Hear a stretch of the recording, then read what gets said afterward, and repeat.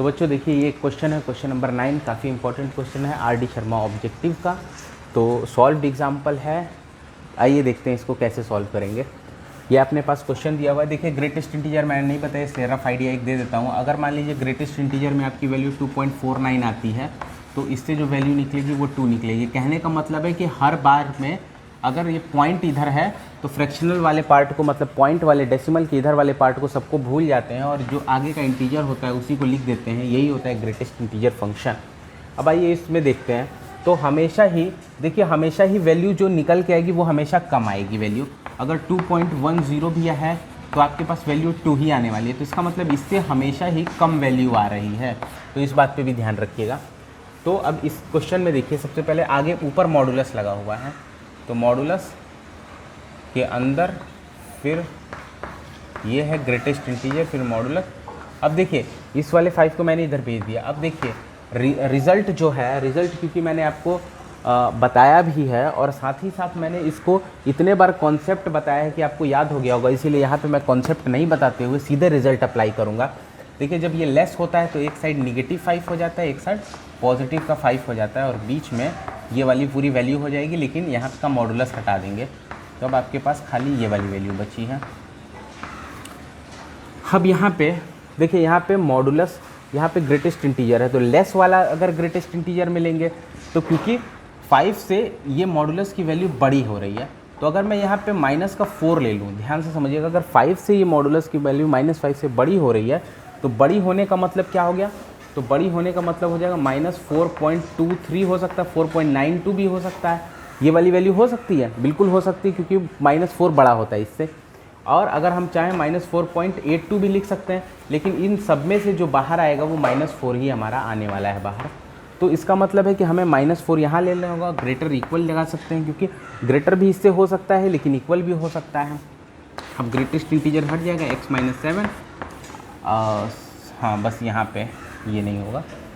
अब देखिए यहाँ पे -5 को कुछ नहीं करना है, क्योंकि बड़ी वैल्यू से तो हमें मतलब नहीं होता, जो भी आती है उसके छोटी ही वैल्यू आती है, इसलिए छोटे वाले से ही हमें ग्रेटेस्ट इंटीजर में मतलब होता है। तो अब -4, अब इस 7 को इधर भेज दीजिए तो +7 हो जाएगा, less equal modulus of x, वो 7 उधर भी चला जाएगा तो 7 5 12 हो जाएगा, और यहाँ पे हो जाएगा 3 ≤ x 12। अब इसको तो मैंने सॉल्व करना आपको बताया ही है आसानी से, लेकिन देखिए एक बार फिर से मैं इसको सॉल्व कर देता हूँ यहाँ पे। तो सबसे पहले इसको 2 पार्ट में मैंने बताया था आपको, ब्रेक कर दीजिएगा हमेशा मॉडुलस ऑफ x, और यहाँ पे देखिए एंड के साथ ब्रेक करिएगा। वैसे तो इसका भी रिज़ल्ट है एक, लेकिन क्योंकि मैंने आपको नहीं बताया इसलिए मैं रिज़ल्ट की तरफ नहीं जाऊँगा। ये हो गया हमारे पास। अब यहाँ पे देखिए 3 से इसकी वैल्यू क्या हो रही है। अब देखिए मॉडुलस का मतलब होता है एक बार प्लस एक बार माइनस लिख सकते हैं, लेकिन यहाँ पे देखिए स्मॉल है तो यहाँ पे डायरेक्ट प्रॉपर्टी यूज़ हो जाएगी, रिजल्ट यूज़ हो जाएगा, -12, हो जाएगा x बिलोंग्स टू। तो ये इसका इस वाले का आंसर हो जाएगा। अब इधर वाले का अगर हम लोग देखें तो 3 से मॉडुलस ऑफ x की वैल्यू बड़ी हो रही है, तो इसका मतलब है जब ऐसा होता है केस, तो मैंने बताया था -∞, -3 हो जाता है। और देखिए -3 को इंक्लूड करेंगे, बीच में हम लोग यूनियन ले लेंगे।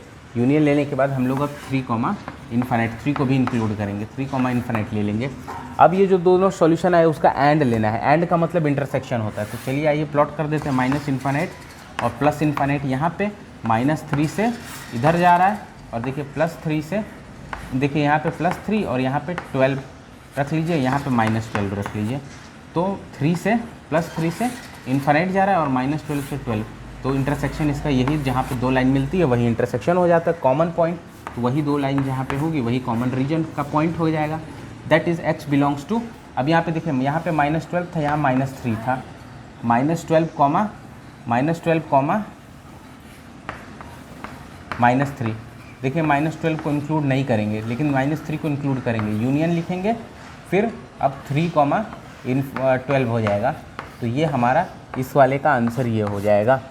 चेक कर लीजिएगा, देखिएगा कौन सा ऑप्शन सही है, वही ऑप्शन सही होगा। और उम्मीद करते हैं ये वाला क्वेश्चन अच्छे से क्लियर हो गया होगा। अगर फिर भी कोई डाउट रह गया हो तो आप कमेंट में कर सकते हैं हमें, और पूछ सकते हैं किस पॉइंट पे डाउट है। तब तक के लिए धन्यवाद।